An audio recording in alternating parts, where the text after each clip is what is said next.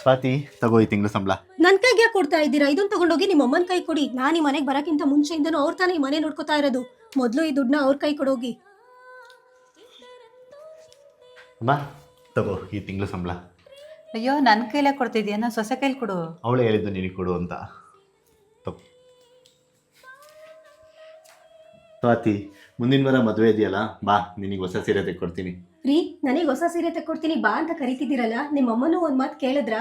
ಹೋಗಿ ಮೊದಲು ಅವರಿಗೆ ಹೊಸ ಸೀರೆ ತಕ್ಕೊಡಿ. ತಗೋಬರೋಣ, ಮದುವೆ ಇದೆಯಲ್ಲ.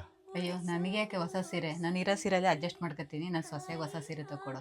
ಅವಳೇ ಹೇಳಿದ್ದು ನಿನಗೆ ಹೊಸ ಸೀರೆ ತೆಕ್ಕೊಡೋದಕ್ಕೆ. ಬಾ ಹೋಗೋಣ. ಸ್ವಾತಿ ಬಾ ಊಟ ಮಾಡೋಣ. ಅಮ್ಮಂದು ಊಟ ಆಯ್ತಾ ಅಂತ ಕೇಳಿದ್ರಾ? ಇಲ್ಲ. ನೀವು ಚಿಕ್ಕವರಿಂದ ಇಲ್ಲಿ ತನಕ ನೀವು ಊಟ ಮಾಡಿದ್ಮೇಲೆ ಅವ್ರು ಊಟ ಮಾಡಿರೋದು. ಅಂಥದ್ರಲ್ಲಿ ಇವತ್ತು ಅವ್ರನ್ನೇ ನೀವು ಮರಿತಿದ್ದೀರಾ? ಮೊದಲು ಹೋಗಿ ಅವ್ರನ್ನ ಊಟ ಕರೀರಿ. ಅಮ್ಮ ಬಾ ಊಟ ಮಾಡೋಣ. ನಾನು ಆಮೇಲೆ ಊಟ ಮಾಡ್ತೀನಿ, ನೀವಿಬ್ರು ಊಟ ಮಾಡಿ. ಇವತ್ತಿಂದ ಎಲ್ಲರೂ ಒಟ್ಟಿಗೆ ಕೂತ್ಕೊಂಡು ಊಟ ಮಾಡಬೇಕು ಅಂತ ನಿನ್ನ ಸೊಸೆನೇ ಹೇಳಿರೋದು. ಬಾ. ಹೌದಾ ಸ್ವಾತಿ, ಸ್ವಲ್ಪ ನಿಂತ್ಕ. ಏನತ್ತೆ?